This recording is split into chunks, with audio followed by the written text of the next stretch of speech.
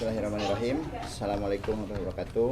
Ya, alhamdulillah ya, kita pada sore hari ini saya atas nama dan mewakili klien saya selaku tim dari LBH Baki Gemuk ya. Saya beserta ketua bahwa hari ini tadi sekitar jam 11 ya, kita mendapat telepon langsung dari istri almarhum bahwa hari ini katanya akan ada kedatangan yaitu kuasa hukum dan istri dari si pelaku ya. Dan selain itu juga bahwa hari ini kita sedang menunggu akan ada BAP lanjutan ya, ada BAP lanjutan dari pihak polisian itu yang saat ini masih di jalan. Nah, untuk itu makanya kita hadir di sini karena untuk mendampingi ya gitu. Nah, kita pun sebenarnya sedang menunggu ini maksud dan tujuan dari kuasa hukum pihak si pelaku ini apa, nah gitu. Jadi kita pun masih menunggu. Jadi gitu untuk kawan-kawan media, terima kasih itu bahwa hari ini di sore hari ini kita datang mendampingi klien kita karena kita mendapatkan bahwa di hari ini itu mereka pun ya selaku si dari pihak si pelaku ya sudah menggandeng kuasa hukum dan infonya ingin bertemu gitu kan kepada klien kita nih gitu kan selaku istri dari si almarhum gitu. Jadi untuk sementara yang bisa kita sampaikan itu dulu ya gitu, dan sambil kita menunggu dari pihak kepolisian ya dari Polda yang akan BAP lanjutan ya. Jadi lanjutkan.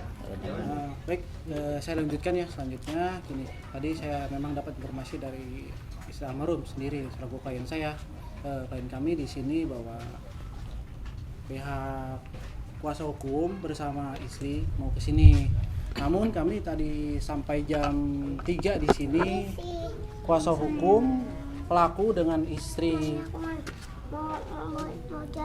jangan istri tadi sudah tidak ada pas begitu kami sampai. Kami juga mempertanyakan ya.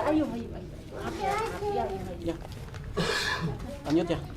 Kami mempertanyakan kedatangan kuasa hukum dari pelaku beserta istrinya ke sini mau apa.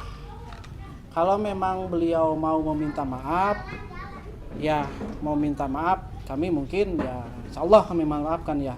Cuman kalau untuk selanjutnya terkait permasalahan ini mau damai atau apa ya kami nggak bisa kan, karena proses hukum harus tetap berlanjut gitu kan, tetap berjalan walaupun kata maaf terlontar dari kami gitu kan. Proses hukum kami sesama manusia harus saling memaafkan, tapi apa yang dilakukan oleh pelaku hari ini harus dipertanggungjawabkan oleh pelaku itu sendiri Sesuai yang dibuat. Ketika memang si pelaku ini ternyata terbukti dan hari ini juga sudah ditangkap ya, mengarahnya ke pasal 338 atau 340 nanti kita buktikan saja dalam persidangannya gitu. Nah, di sini juga kami bersama tim sedang menunggu kedatangan penyidik untuk mendampingi korban istri dalam hal ini ya, dalam pemeriksaannya. Mungkin itulah dari saya. Tadi sempat kan tadi memang sudah datang pihak pengacara dan istri pelaku yang mereka datang ke sini untuk ada etikat baik untuk meminta maaf gitu dan ingin menemui Mbak Ade, tapi ternyata Mbak Ade sedang pergi dengan keperluan lain dan yang menemui itu adalah ibu dari Mas Sandi ya kan. Dan seperti apa nih Mbak, tadi memang tidak mau bertemu atau memang karena sudah terjadwal, sudah tahu, atau seperti apa Mbak? Sampai akhirnya tidak, mungkin memang belum siap atau memang seperti apa Mbak? Ya kalau bilang belum siap ya memang belum siap ya. Kalau memang dia mau minta maaf ya nggak semudah itu ya minta maaf gitu ya. Coba kalau dia di posisi saya gitu ya, sudah kehilangan suami gitu, anak-anak saya sekarang sering cerita saya sudah nggak punya ayah lagi, gimana sakit gitu ya hati saya, gimana perasaan dia gitu. Maaf itu nggak bisa keucap dari mulut saya, nggak, karena di sana suami saya udah tersakiti ya, dibunuh sama suami pelaku. Makanya saya tadi menghindar, saya nggak mau bertemu ya.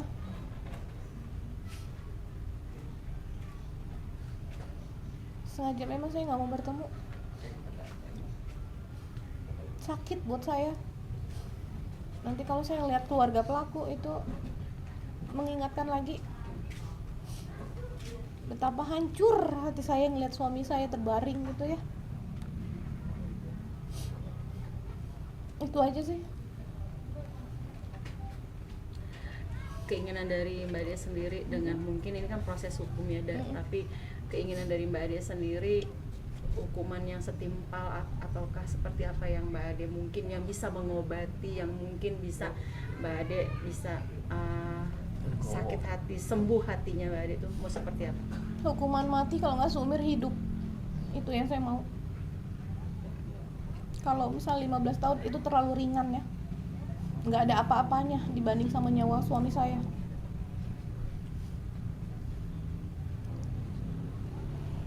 Tadi sempat dijelaskan juga katanya anak-anak bilang udah mengerti kalau papanya nggak ada. Mungkin Mbak Ade sendiri menjelaskan atau memberi pengertian ke anak-anak seperti apa sih? Itu ya, karena kondisi saya juga lagi shock gitu kan. Anak-anak down mentalnya ya.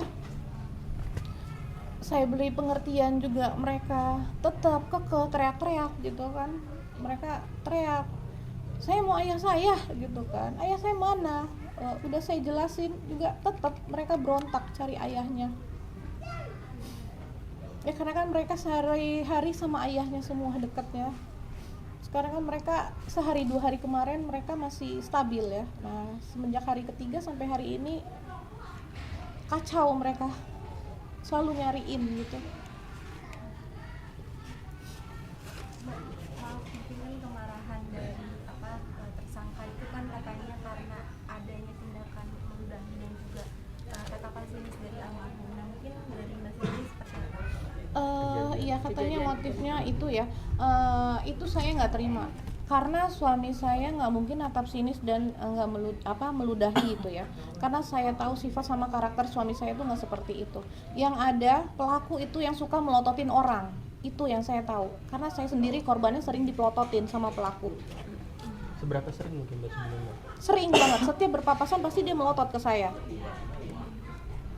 Tapi kabar mengenai almarhum yang dibilang katanya temperamen dan suka marah-marah seperti apa? Enggak, bohong. Suami saya nggak temperamen. Kalau misalnya emang dia temperamen, pasti saya sudah nggak bertahan sama suami saya sampai saat ini. Tapi untuk bersosialisasi dengan warga sendiri mungkin almarhum seperti apa? Kalau bersosialisasi ya bisa tanya sama teman-temannya. Di sini tempat perkumpulan dia, ngopi, bakar-bakar ikan. Ini semua teman-temannya selalu kumpul di rumah.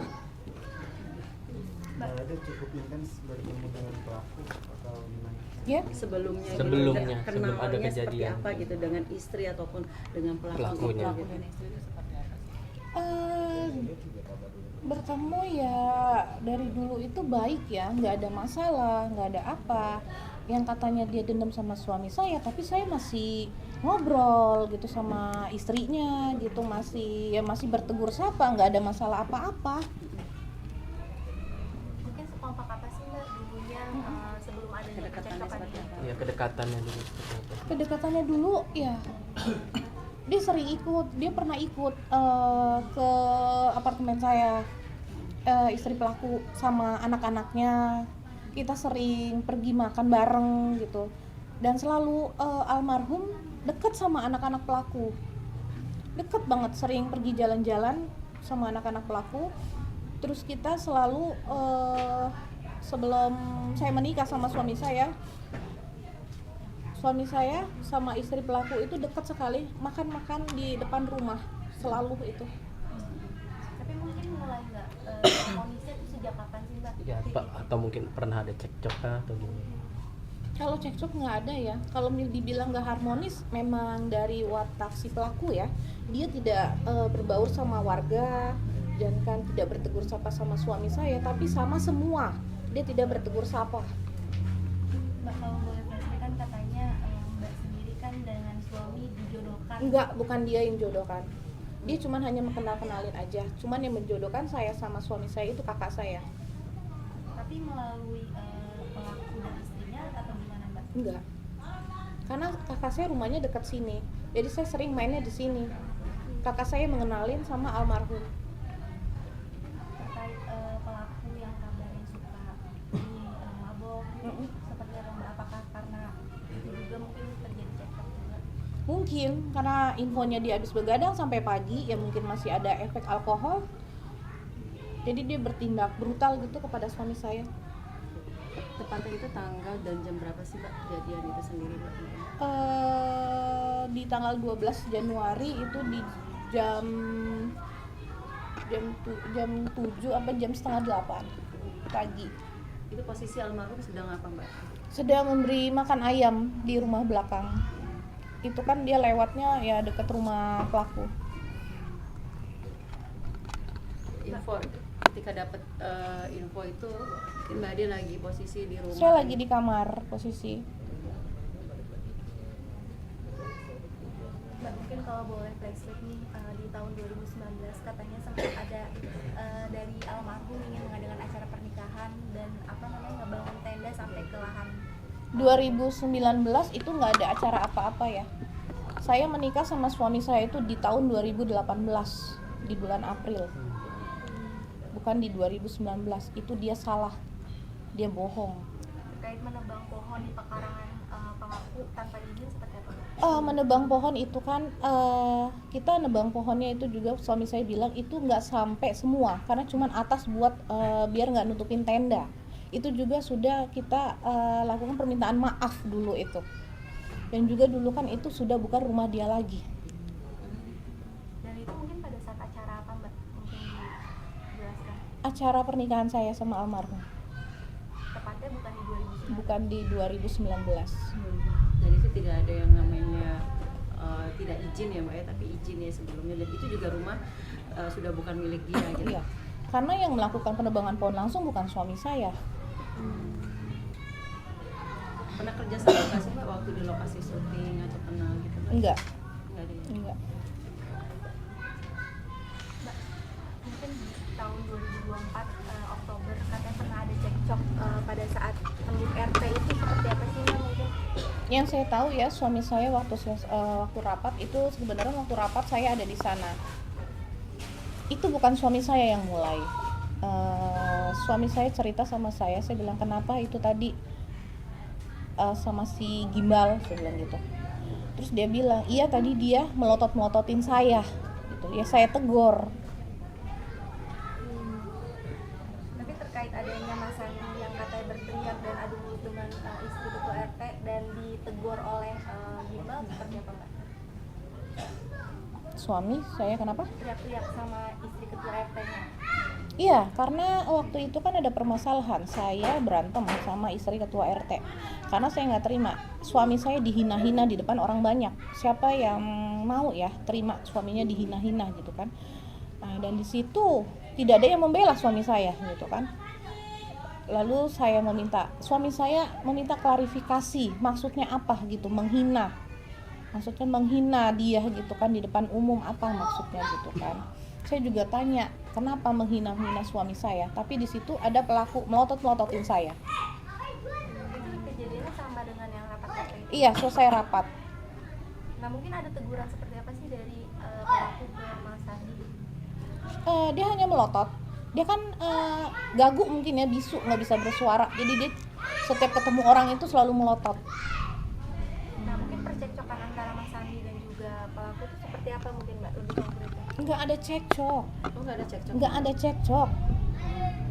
Nggak ada cekcok sama sekali, nggak ada. Itu karena dia awalnya dia melototin suami saya. Suami saya tegur, kenapa melotot-melotot? Udah itu aja, bukan cekcok.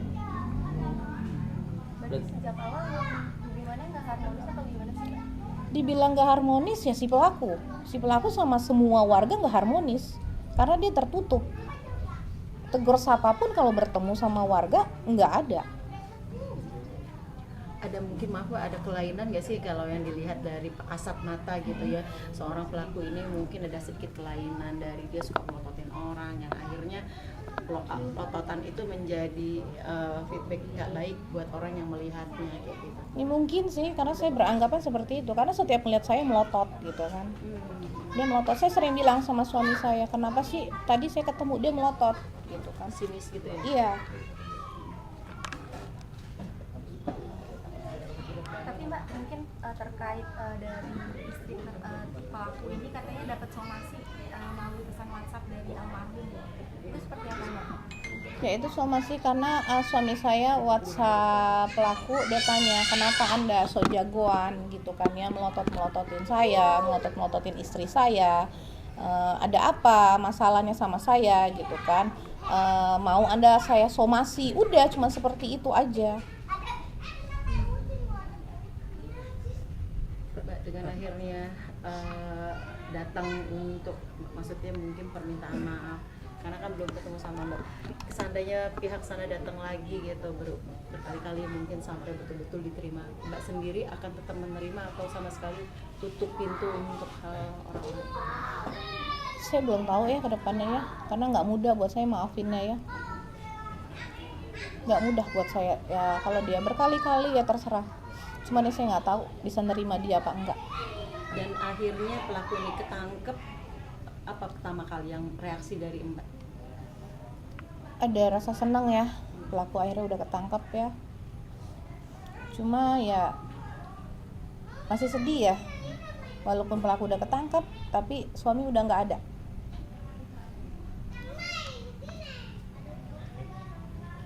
Mbak berarti mempertegas sekali lagi bahwa yang dikatakan meludah, menatap sinis balik itu sama sekali tidak benar dan cuma sebuah fitnahan. Fitnah itu.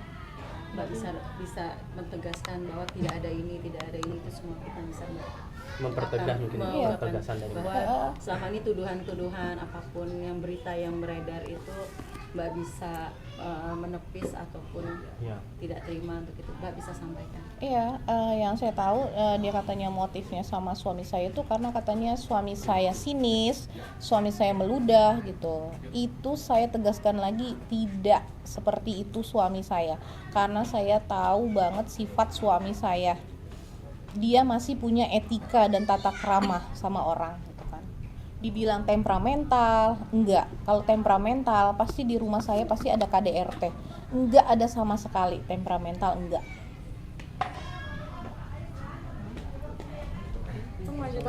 Lanjutan hukumnya mungkin sekarang nunggu apa dan seperti apa? Hari ini penyidik akan melanjutkan apa nih Pak?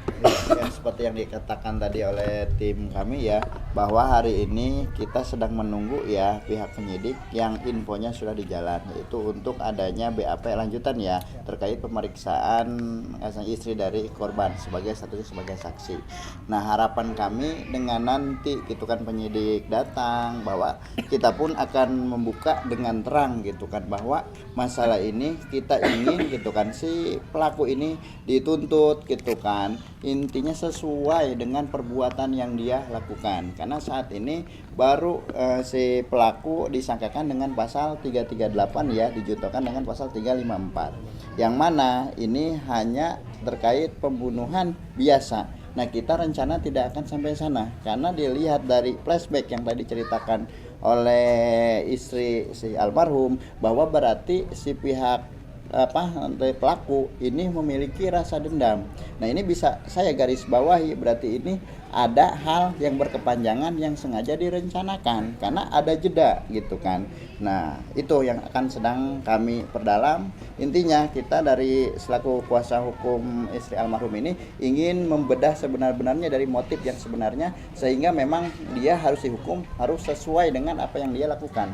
Karena kalau memang ini terjadi bahwa memang pembunuhan yang dia lakukan ini mengarah berencana dan memang sudah direncanakan, berarti ini harusnya menggunakan pasal 340 gitu kan. Itu yang akan kita perjuangkan biar sesuai hukumannya gitu kan. Karena apa? Ini berbicara dengan nyawa gitu kan. Intinya itu. Sejauh ini kita masih menunggu ya progres, karena nanti mungkin kita akan ada kelanjutan, akan ada rekonstruksi ya, reka adegan berikutnya, mungkin itu masih ada tahap berikutnya ya. Saat ini kita masih di tahap pemeriksaan saksi ya gitu. Nanti insya Allah dalam perkara ini kita pun selaku kuasa hukum akan mengawal sampai selesainya atau ingkrahnya ya, dari tuntutan baik nanti putusan yang dijatuhkan oleh majelis hakim, berapa untuk si pelaku dan seperti apa, itu nanti kita akan kawal ya. Mungkin itu ya tambahan dari saya. Jadi selain kami menunggu penyidik datang kemari, kami juga menunggu informasi dari Dinas Perlindungan Perempuan dan Anak terkait kemarin yang diceritakan oleh almarhum bahwa anak nomor 2 ya, Teh ya, nomor 2 itu psikologisnya. terganggu ya. Jadi dia sampai mukul-mukul tembok sendiri, teriak-teriak, mau balas dendam dan lain sebagainya. Itu kan nanti khawatirkan tumbuh kembang si anak itu seperti apa gitu kan. Untuk ini kan bahaya juga ya kalau misalkan nanti tidak didampingi oleh Dinas Perlindungan Perempuan Anak dari psikologisnya. Namun sampai hari ini belum ada jawaban nih. Dari kemarin kami sudah registrasi untuk memohon pendampingan, tapi hari ini belum ada jawaban. Mungkin dari teman-teman media juga nanti mohon dibantu follow up ke Dinas Perempuan dan Anak ya. Nanti juga seperti itu, dan kami juga berencana nanti akan mengadukan ke LPSK, Lembaga Perlindungan Saksi Korban gitu, terkait nanti restitusi. Mungkin kami sedang rencanakan itu ya. Jadi hari ini kita sedang menunggu dari pihak kepolisian dan juga menunggu informasi atau kabar dari Dinas Perlindungan Perempuan dan Anak Kabupaten Bekasi ya. Itu cukup dari saya. Oke, Mbak, terakhir Mbak Dek, kalau ini kan niat datang ke sini kan katanya pengen biar hukumannya diringankan gitu dengan dari permintaan pihak maaf pelaku. itu gitu. Mbak Dek sendiri sudah melihat tidak ada meringankan untuk Nggak ada, nggak setimpal ya hukuman ringan buat pelaku karena udah menghilangkan nyawa, nggak. Dia tetap inginkan dihukum seberat-beratnya, bahkan mati. Iya, hukuman mati atau seumur hidup saya maunya. Mbak, mungkin sebelum ada kejadian ini sempat ada ancaman-ancaman nggak sih dari pihak tersangka? Pelaku. Yang setahu saya waktu itu suami saya pernah cerita, dia bilang ya kayaknya dia dendam dia sama saya gara-gara pohon gitu kan.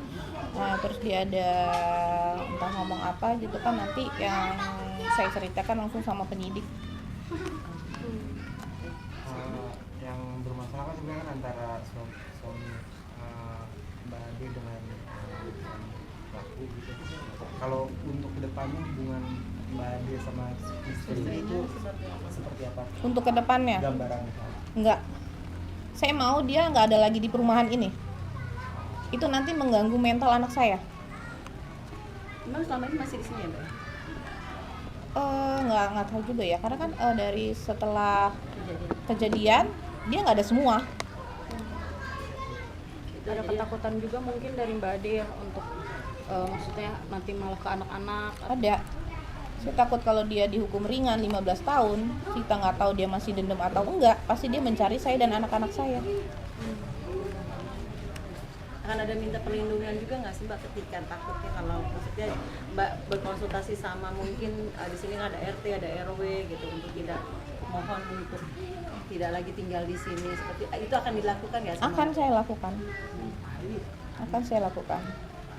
Karena ada beberapa warga juga nggak mau istri pelaku masih tinggal di sini. Berarti memang sebenarnya dari sosok pelaku ini bermasalah di sini, sangat bermasalah ya Mbak. Mungkin ya. Yang saya tahu ya seperti itu. Mungkin upaya apa yang bakal dilakukan nanti? Polling kah atau apa? Polling. Nggak di polling juga pasti warga juga terima dia nggak mau lagi di sini.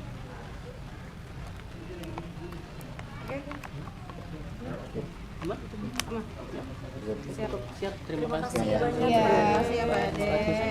Turut berduka sekali lagi Mbak. Dia menerima kan ibu tuh Mbak Ade, gimana Thank tuh you. sempet ibu memang diwakilkan untuk ketemu atau gimana? Enggak. Dia katanya tadi disuruh sama kuasa hukum dari pelaku suruh duduk. Jadi ibu memang nggak tahu apa-apa. Nggak tahu apa-apa, makanya tadi saya tanya. Kenapa? Saya bilang kayak gitu. Nemuin istri pelaku. Saya nggak tahu katanya. Karena saya disuruh duduk, ya saya ikut. Namanya orang tua kan ya, nggak tahu apa-apa, nggak tahu hukum. Saya terima-terima aja duduk.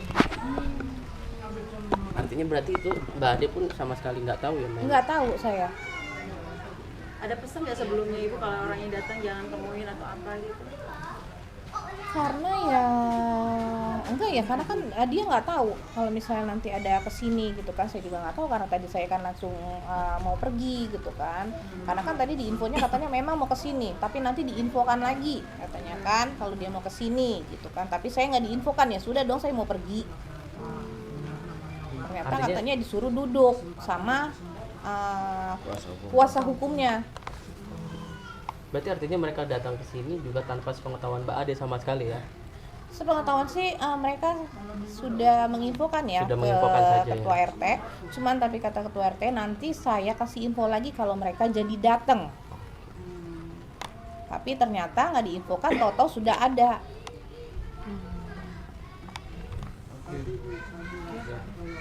Berarti ada larangan juga untuk tidak kesini lagi gitu ya Mbak ya. Untuk tidak menginjak lagi rumah ini ada Mbak seperti itu Mbak? Ada.